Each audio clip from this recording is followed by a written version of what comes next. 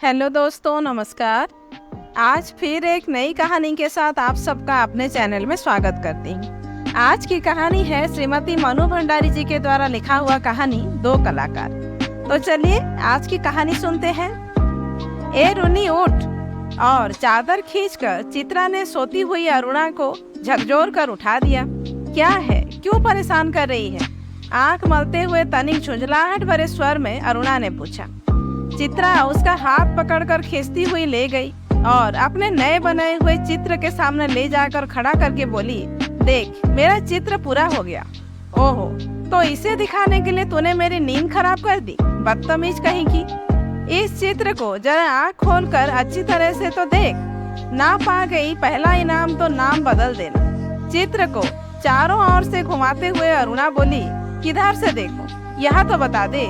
1000 बार तुझसे कहा कि जिसका चित्र बनाए उसका नाम लिख दिया कर, जिससे गलतफहमी ना हुआ करे, वरना तू बनाए हाथी और मैं समझूं उल्लू। फिर तस्वीर पर आंख गड़ाते हुए बोली, किसी तरह नहीं समझ पा रही हूँ कि 84 लाख योनियों में से आखिर यह किस जीव की तस्वीर है। तो आपको यह कोई जीव नजर आ रहा है?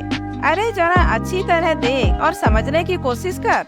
यह क्या, इसमें तो सड़क, आदमी, ट्राम, बस, मोटर, मकान सब एक दूसरे पर चढ़ रहे हैं, मानो सबकी खिचड़ी पका कर रख दी है। क्या घन चक्कर बनाया है और उसने वह चित्र रख दिया। जरा सोच कर बता कि यह किसका प्रतीक है? तेरी बेवकूफी का। आई है बड़ी प्रतीक वाली। जरा सा दिमाग लगाने की कोशिश करेगी तो समझ में आ जाएगा कि यह चित्र आज की दुनिया के कंफ्यूजन का प्रतीक है। बस हाँ, थोड़ा दिमाग होना जरूरी है। चित्रा ने चुटकी ली तो अरुणा भभक उठी। मुझे तो तेरे दिमाग में कंफ्यूजन का प्रतीक नजर आ रहा है। बिना मतलब जिंदगी खराब कर रही है। और अरुणा मुंह धोने के लिए बाहर चली गई। लौटी तो देखा 3-4 बच्चे उसके कमरे के दरवाजे पर खड़े उसकी प्रतीक्षा कर रहे हैं। आते ही बोले, दीदी सब बच्चे आकर बैठ गए, चलिए। आ गए सब बच्चे? अच्छा चलो, मैं अभी आई। बच्चे दौड़ पड़े। क्या ये बंदर पाल रखे हैं तूने भी? फिर जरा हंसकर चित्रा बोली, एक दिन तेरी पाठशाला का चित्र बनाना होगा। जरा लोगों को दिखाया ही करेंगे कि हमारी एक ऐसी मित्र साहब थी जो सारे जमादार, दाइयों और चपरासियों के बच्चों को पढ़ा पढ़ा कर ही अपने को भारी पंडिता और समाज सेविका समझती थी। जा जा, समझते हैं तो समझते हैं। तू जाकर सारी दुनिया में ढिंढोरा पिटना। हमें कोई शर्म है क्या? तेरी तरह लकीरें खींचकर तो समय बर्बाद नहीं करते। और पैर में चप्पल डालकर वह बाहर मैदान में चली गई, जहां बिना किसी आयोजन के ही एक छोटी सी पाठशाला बनी हुई थी। रात के 10 बजे थे। सारे हॉस्टल की बत्तियां नियमानुसार बुझ चुकी थी। ऊपर के एक तल्ले पर अंधेरे में ही खुसुर फुसुर चल रही थी। रविवार के दिन तो यूं ही छुट्टी का मूड रहता है। दूसरे दिन में काफी नींद निकाल ली जाती थी। सो 10 बजे लड़कियों को किसी तरह भी नींद नहीं आती थी। तभी हॉस्टल के फाटक में जलती हुई टॉर्च लिए कोई घुसा। अपने कमरे की खिड़की में से झांकते हुए सविता ने कहा, ठार तो हॉस्टल में बस अरुणा के ही है। रात 9 बजे लौटी, 10 बजे लौटो, कोई बंधन नहीं। हम लोग तो 10 के बाद बत्ती भी नहीं जला सकते। लौट आई अरुणा दी। आज सवेरे से ही वे बड़ी परेशान थी। फुलिया दाई का बच्चा बड़े बीमार था। दोपहर से ही उसी के यहाँ बैठी थी। पता नहीं क्या हुआ बेचारे का। शीला ने ठंडी सांस भरते हुए कहा, तो बड़ी भक्त है अरुणा दी की। उनके जैसे गुण अपना लो तो तेरी भी भक्त हो जाऊंगी। मैं कहती हूँ उन्हें यही सब करना है तो कहीं और रहे। हॉस्टल में रहकर यह तो नवाबी चलाती है। 100 तो हमसे बर्दाश्त नहीं होती। सारी लड़कियाँ डरती हैं तो कुछ कहती नहीं, पर प्रिंसिपल और वार्डन तक रौब खाती है इनका। तभी तो सब प्रकार की छूट दे रखी है। तो भी जिस दिन हाथ तोड़कर दूसरों के लिए यूं परिश्रम करने लग जाएगी ना, उस दिन तेरा भी सब रौब खाने लगेंगे। पर तुम्हें तो सजने संवरने से ही फुर्सत नहीं मिलती। दूसरों के लिए क्या खाक काम करेगी? अच्छा चल, अपना लेक्चर अपने पास रख। अरुणा अपने कमरे में घुसी तो बहुत ही धीरे से, जिससे चित्रा की नींद न खराब हो। पर चित्रा जग ही रही थी। दोपहर से अरुणा बिना खाए पिए बाहर थी। उसे नींद कैसे आती भला? मेज से उसका खाना लाकर उसे मेज पर ढक कर रख दिया था। अरुणा के आते ही वह उठ बैठी और पूछा, बड़ी देर लग गई, क्या हुआ रुनी? वह बच्चा नहीं बचा चित्रा। किसी तरह उसे नहीं बचा सके और उसका स्वर किसी गहरे दुख में डूब गया। चित्रा ने माचिस लेकर लैंप जलाया और स्टोव जलाने लगी खाना गर्म करने के लिए। तभी अरुणा ने कहा, रहने दे चित्रा, मैं खाऊंगी नहीं, मुझे जरा भी भूख नहीं है। और उसकी आंखें फिर छलछला गई। चित्रा ने कहा, जो होना था सो हो गया, अब भूखे रहने से क्या होगा, थोड़ा बहुत खा ले। नहीं चित्रा, अब रहने दे, बस तो लैंप बुझा दे। उसके बाद 2 दिन तक अरुणा बहुत ही उदास रही, लेकिन समय के साथ साथ यह गम भी जाता रहा और सब काम ज्यों का त्यों चलने लगा। 4 बजते ही कॉलेज से सारी लड़कियां लौट आई, पर अरुणा नहीं लौटी। चित्रा चाय के लिए उसकी प्रतीक्षा कर रही थी। पता नहीं कहाँ कहाँ अटक जाती है, बस इसके पीछे बैठ रहा करो। अरे क्यों बड़बड़ कर रही है? लो मैं आ गई, चल बना चाय। तेरे मनोज की चिट्ठी आई है। कहाँ, तूने तो पढ़ ही ली होगी फाड़ कर। चल हट, ऐसी बोर चिट्ठियाँ पढ़ने का फालतू समय किसके पास है? तुम्हारी चिट्ठियों में रहता ही क्या है जो कोई पढ़े? बड़े बड़े आदर्श की बातें, मानो खत न हुआ लेक्चर हुआ। अच्छा, तो लिखा करना रसभरी चिट्ठियाँ, हमें तो यह सब नहीं आता। यह लिफाफा फाड़कर पत्र पढ़ने लगी। जब उसका पत्र समाप्त हो गया तो चित्रा बोली, आज पिताजी का भी पत्र आया है। लिखा है, जैसे ही यहाँ का कोर्स समाप्त हो जाए मैं विदेश जा सकती हूँ। मैं जानती थी पिताजी कभी मना नहीं करेंगे। हाँ भाई, धनी पिता की एकलौती बिटिया ठहरी, तेरी इच्छा कभी टाली जा सकती है। पर सच कहती हूँ, मुझे तो यह सारी कला इतनी निरर्थक लगती है, इतनी बेमतलब लगती है कि बता नहीं सकती। किस काम की ऐसी कला जो आदमी को आदमी न रहने दे? तो तू मुझे आदमी समझती है, क्यों? तुझे दुनिया से कोई मतलब नहीं, दूसरों से कोई मतलब नहीं, बस 24 घंटे अपने रंग और तुलियों में डूबी रहती है। दुनिया में बड़ी से बड़ी घटना घट जाए, पर यदि उनमें तेरे चित्र के लिए कोई आइडिया ना हो तो तेरे लिए वह घटना कोई महत्व नहीं रखती। बस हर घड़ी, हर जगह और हर चीज में से तू अपने चित्रों के लिए मॉडल खोजा करती है। मेरी इस लगन को देखकर ही तो गुरुजी कहते हैं कि वह समय दूर नहीं जब हिंदुस्तान के कोने कोने में मेरी शोहरत गूंज उठेगी। अमृता शेरगिल की तरह मेरा भी नाम गूंज उठे, बस यही तमन्ना है। कागज पर इन निर्जीव चित्रों को बनाने के बजाय 2-4 की जिंदगी क्यों नहीं बना देती? तेरे पास सामर्थ्य है, साधन है, वह काम तो तेरे और मनोज के लिए छोड़ दिया है। तुम दोनों ब्याह कर लो और फिर जल्दी से सारी दुनिया का कल्याण करने के लिए झंडा लेकर निकल पड़ना। और चित्रा हंस पड़ी, फिर बोली, अच्छा यह बता कि तेरे यह सब करने से ही क्या हो जाएगा? तूने अपनी अनोखी पाठशाला में 10-20 बच्चे पढ़ा लिए तो क्या निरक्षरता मिट जाएगी? या झोपड़ी में 10-20 औरतों को हुनर सिखाकर कुछ कमाने लायक बना दिया तो उससे गरीबी मिट जाएगी? अरे यह सब काम एक के किए होते नहीं। जब तक समाज का सारा ढांचा नहीं बदलता तब तक कुछ होने का नहीं, और ढांचा ही बदल गया तो तेरे मेरे कुछ करने की जरूरत नहीं, सब अपने आप ही हो जाएगा। फिर दोनों में कला और जीवन को लेकर लंबी लंबी बहसें होती और चित्रा अंत में कमर पर हाथ धरकर उठ जाती। अच्छा, बंद कर यह लेक्चरबाजी, बोर कहेगी। यह पिछले 5 वर्षों से इसी प्रकार चल रहा था। हर 10-20 दिन बाद दोनों में अपने अपने उद्देश्यों को लेकर, अपनी अपनी दिनचर्या को लेकर एक गर्मा गर्म बहस हो ही जाती। पर न वह उसकी बात को लोहा मानती थी, न वह उसकी बात की कापन होती। 3 दिन से मूसलाधार वर्षा हो रही थी। रोज अखबारों में बाढ़ की खबरें आती थी। बाढ़ पीड़ितों की दशा बिगड़ती जा रही थी और वर्षा थी कि थमने का नाम ही नहीं लेती थी। अरुणा सारे दिन चंदा इकट्ठा करने में व्यस्त रहती। एक दिन आखिर चित्रा ने कह ही दिया, तेरे इम्तिहान सर पर आ रहे हैं, कुछ पढ़ती लिखती तू है नहीं, सारे दिन बस भटकती रहती है। फेल हो गई तो तेरे ससुर साहब क्या सोचेंगे कि इतना पैसा बेकार ही पानी में बहाया। आज शाम को एक स्वयंसेवक का दल जा रहा है, प्रिंसिपल से अनुमति ले ली, मैं भी उनके साथ जा रही हूँ। चित्रा की बात को बिना सुने उसने कहा। शाम को अरुणा चली गई। 15 दिन बाद वह लौटी तो उसकी हालत काफी खस्ता हो रही थी। सूरत ऐसी निकल आई थी कि मानो 6 महीने से बीमार। चित्रा उस समय अपने गुरुदेव के पास गई हुई थी। अरुणा नहा धोकर खा पी कर लेटने लगी, तभी उसकी नजर चित्रा के नए चित्रों की ओर गई। 3 चित्र बने रखे थे, तीनों बाढ़ के चित्र थे। जो दृश्य वह अपनी आंखों से देखकर आ रही थी, वैसे ही दृश्य यहाँ भी अंकित थे। उसका मन जाने कैसा कैसा हो गया। वहाँ लोगों के जीने के लाले पड़ रहे हैं और उसमें भी इसे चित्रकारी ही सुझती है।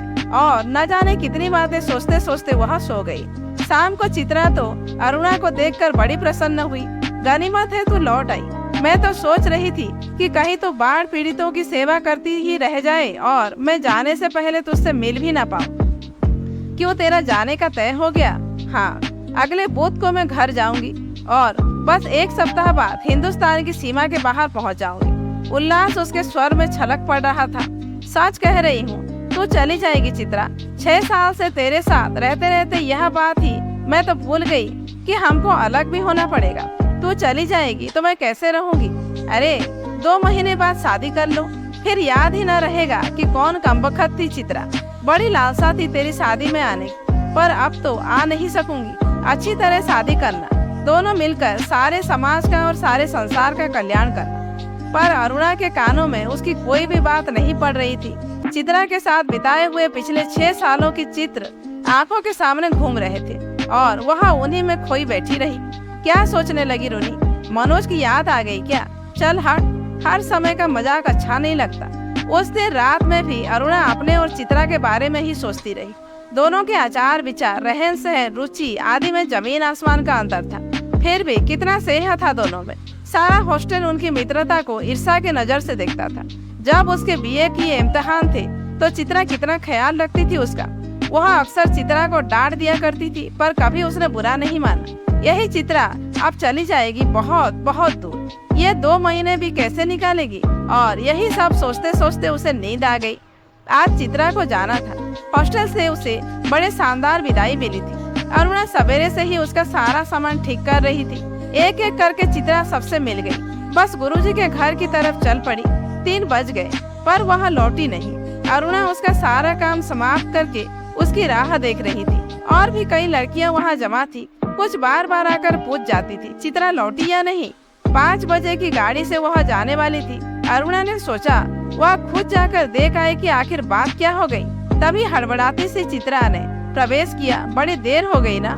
अरे क्या करूं, बस कुछ ऐसा हो गया कि रुकना ही पड़ा। आखिर क्या हो गया ऐसा जो रुकना ही पड़ा? सुने तो 2-3 कंठ एक साथ बोले।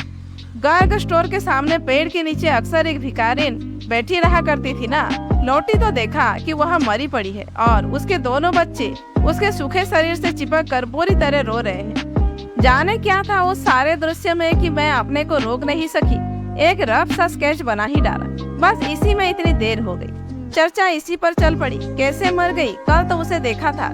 किसी ने दार्शनिक की मुद्रा में कहा, अरे जिंदगी का क्या भरोसा, मौत कहकर थोड़े आती है, आदि आदि।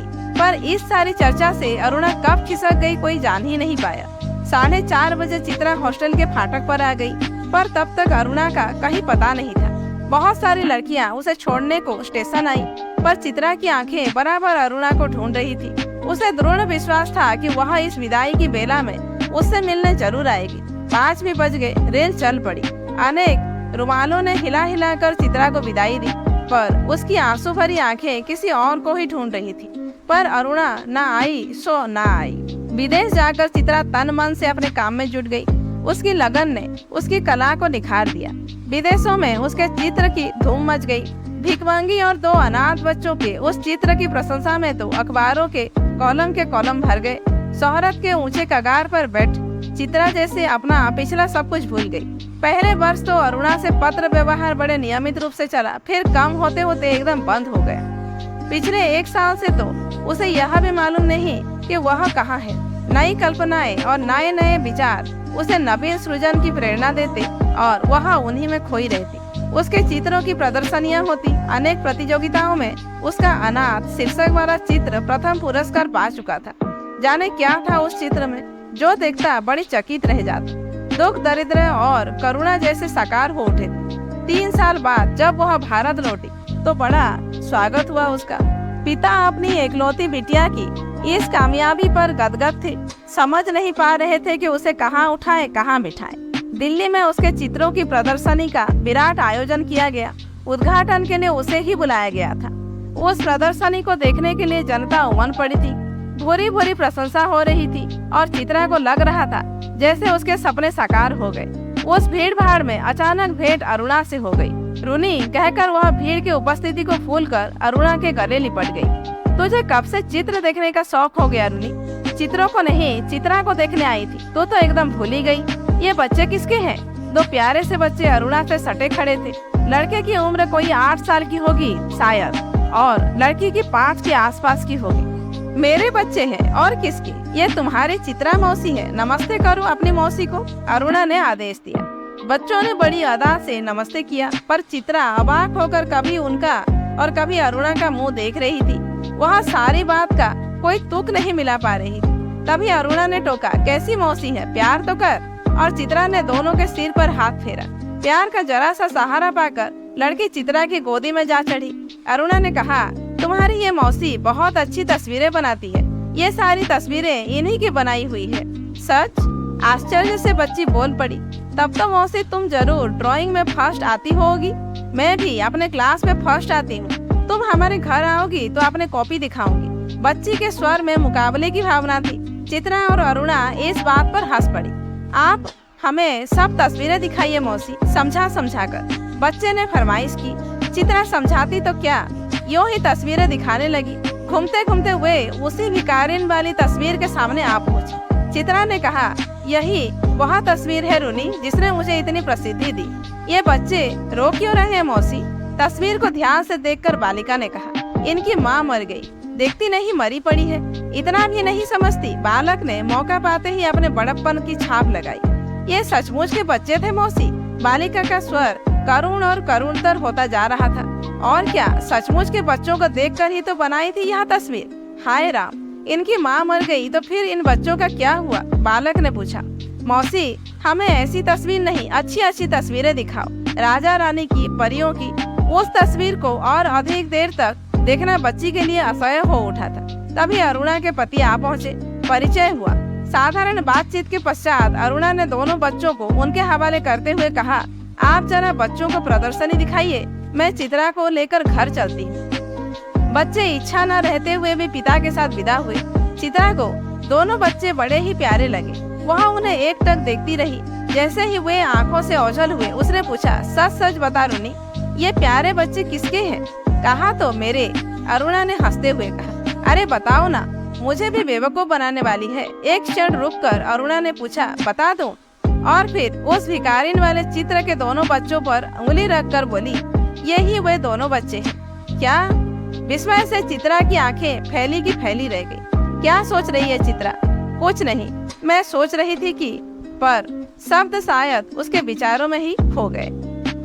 दोस्तों, आज की कहानी यहीं पर समाप्त होती है। कहानी कैसी लगी कमेंट करके जरूर बताइए। अच्छी लगी हो तो एक लाइक कीजिए, जानने वालों को शेयर कीजिए और ऐसे ही वीडियोज आगे देखने के लिए मेरे चैनल को सब्सक्राइब करना मत भूलिए।